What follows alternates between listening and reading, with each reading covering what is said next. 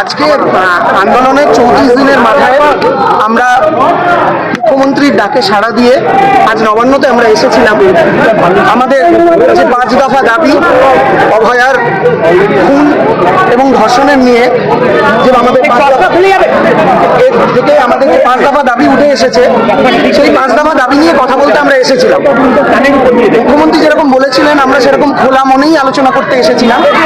আমরা এখানে আসার পর আমরা নিজেদের আসার আগে আমাদেরকে যে মেল করা হয়েছিল তার মধ্যেও বক্তব্যের মধ্যেও আমরা স্পষ্ট রেখেছিলাম যে আমাদের নির্দিষ্ট 30 জনের প্রতিনিধি দল এবং 30 জনের প্রতিনিধি দল এবং যেহেতু এই আন্দোলন এখন পশ্চিমবঙ্গের সমস্ত মানুষের সবাই অভয়ার ন্যায় বিচারের জন্য তাকিয়েছিলেন আমাদের দিকে, তাই আমরা তার লাইভ টেলিকাস্টের মিটিংয়ের লাইভ টেলিকাস্টের ডিমান্ড নিয়ে আমরা এখানে এসেছিলাম। আমরা এখানে আসার পর আমাদেরকে নবান্নের সিনিয়র অফিসিয়ালরা এবং পুলিশ অফিসিয়ালরা আমরা তাদের সাথে কোঅপারেট করছিলাম। আমরা নিজেদের ফোন জমা দেওয়ার প্রসেস শুরু করেছিলাম এবং সেই সময় আমরা তাদের কাছে জানতে চাই যে স্বচ্ছতার জন্য আমরা যে দাবি করেছিলাম যে পুরো জিনিসটার ভিডিও রেকর্ডিং লাইভ টেলিকাস্ট করা হোক, সেইটার ব্যাপারে তারা কি বক্তব্য রেখেছেন। তারা আমাদের কাছে জানান যে তারা এই দাবি মানতে পারছেন না। আমরা তাদের কাছে বারবার করে জানতে চাই যে এর আগেও বহু প্রশাসনিক মিটিং এবং ডাক্তারদের সাথে মিটিং সমস্ত কিছু এর আগেও লাইভ টেলিকাস্ট করা হয়েছে, তাহলে এক্ষেত্রে কি অসুবিধা।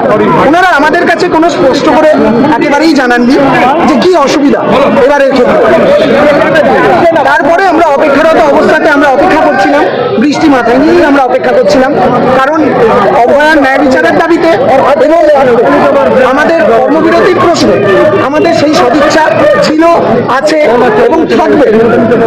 এই জায়গায় দাঁড়িয়ে আমরা ওখানে অপেক্ষারত অবস্থায় শুনতে পারলাম যে মুখ্যমন্ত্রী একটি প্রেস বিবৃতি দিচ্ছেন।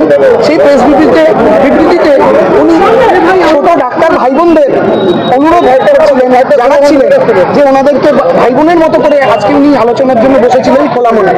আমরা ওনাকে জানাতে চাই মুখ্যমন্ত্রী আমরাও একদমই খোলা মনে আলোচনার জন্যই এসেছিলাম।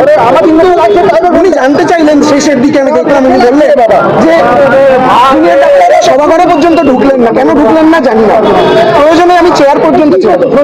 আমরা খুব বিনীতভাবে জানাতে চাই যে ম্যাডাম আমরা চেয়ারের জন্য কোনো আলোচনা করতে আসিনি, ওটা ভেবেছেন অত্যন্ত ভুল ভেবেছেন। আমরা এসেছিলাম আমাদের ন্যায় বিচারের দাবিতে, ন্যায় বিচারের দাবিতে এবং আমাদের যে 5টি দাবি সেগুলো নিয়ে একটি সুষ্ঠু আলোচনা যাতে হয় সেই জায়গা থেকে। উনি এই যে মন্তব্যটা করলেন যে আমি চেয়ারও ছেড়ে দিতে রাজি, এই মন্তব্যটিতে আমরা যার জন্যই হতাশ হয়েছি। কারণ আমরা এরকম কোনো উদ্দেশ্য নিয়ে এখানে আসিনি, ওই চেয়ারটার প্রতি ভরসা রেখেই আমরা এখানে এসেছি যে আলোচনার মাধ্যমে এই জিনিসের সমাধান সম্ভব। আমরা যে 5 দফা দাবি করেছি তার মধ্যে উনি বললেন যে আমরা সেফটি সিকিউরিটি নিয়ে আজকে আলোচনা হওয়ার কথা ছিল। হ্যাঁ, আজকে সেফটি সিকিউরিটি নিয়ে আলোচনা হওয়া অত্যন্ত দরকার। উনি বললেন যে উনি অভয়ার স্মৃতিতে একটি নীরবতা পালন করবেন ভেবেছিলেন। নীরবতা পালন আমরা অনেকবার অনেক জায়গায় করেছি, কিন্তু আজ 34 দিনের মাথায় এসে এই আলোচনা ফলপ্রসূ হওয়া খুব দরকার ছিল।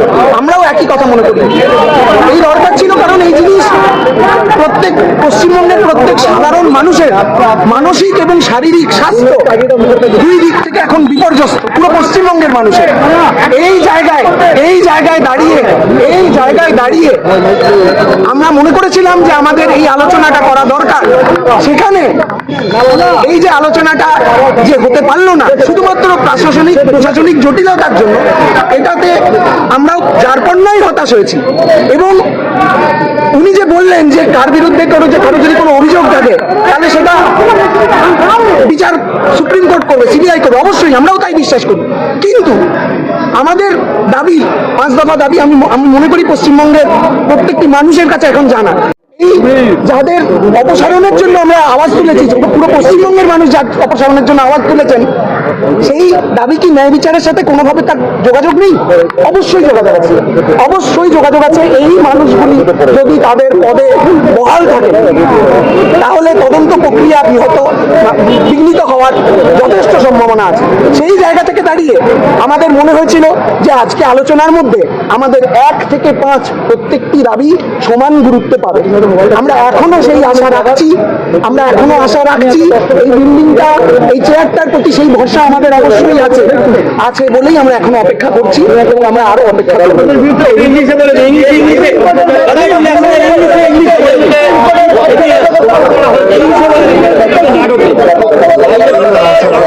আমরা আবার এখন জানতে পাচ্ছি যে নবান্নের দরজাটিও সম্ভবত বন্ধ করে দেওয়া হয়েছে।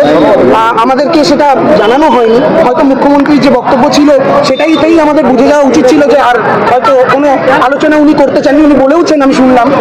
কিন্তু আমি আশা রাখবো, আমি এবং আমরা West Bengal junior doctor front আশা রাখবে যে আলোচনার মাধ্যমেই এই জিনিসের সমাধান হবে। আমাদের সদিচ্ছা এখনো আছে, আমরা বিশ্বাস করি মুখ্যমন্ত্রীরও সদিচ্ছা এখনো আছে। আমরা নিশ্চয়ই আজ না হোক 34 দিন আমরা রাজপথে পড়ে আছি, দরকার হলে 35 দিন থাকবো, 36 দিন থাকবো, 37 দিন থাকবো, কিন্তু আলোচনার মাধ্যমেই এই সমাধান বেরোবে, এটা আমাদের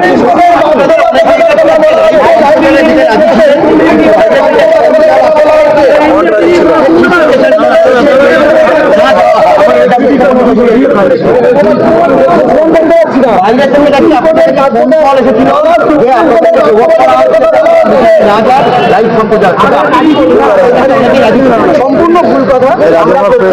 আমরা প্রত্যেকে এখানে আমরা যথেষ্ট ভরসা রেখেছিলাম সিনিয়র অফিসিয়ালদের সাথে। আপনারা দরকার হলে তাদেরকেও একবার প্রেস কনফারেন্স করে জিজ্ঞেস করতে পারেন জুনিয়র ডাক্তাররা প্রথমে এসে কি বক্তব্য দিয়েছিল। আমরা প্রথম থেকে শেষ অব্দি একটাই বক্তব্য দিয়েছি এবং অত্যন্ত বিনীতভাবে দিয়েছি, এবং এখানে আসার আগেও দিয়েছি। এখানে আসার আগেও আমাদের মেলে আমরা একই বক্তব্য দিয়ে এসেছি যে আমরা এই পুরো জিনিসটা স্বচ্ছতা মেনটেন করার জন্য এবং যাতে পশ্চিমবঙ্গের প্রতিটি সাধারণ মানুষ দেখতে পান যে কি কথা ডাক্তাররা মুখ্যমন্ত্রীর সাথে আলোচনা করতে যাচ্ছে, আমাদের দাবিগুলো ঠিক কি কেন আমরা মনে করি যে আমাদের দাবি 5টি দাবি অভয়ার মৃত্যুর সাথে একদম অঙ্গাঙ্গিকভাবে জড়িত। সেই জায়গা থেকে এই বক্তব্য আমাদের চেঞ্জ করা হয়েছে। এটা যারা বলছে তাদের অন্য কোনো আমি নিজে শুনি, আমি বক্তব্যটা অনেকটাই ভালো এবং তার বক্তব্য ওনার এই মন্তব্যটা খুবই হতাশাজনক। আমরা প্রত্যেকে কিন্তু শেষ থেকে শুরু অবধি একই কথা বলেছি এবং ওনার বক্তব্য যে যেহেতু এটা হামলা চলছে সুপ্রিম কোর্টের এরকম আমাদের যা জানা এরকম কোনো বাধ্যবাধকতা নেই।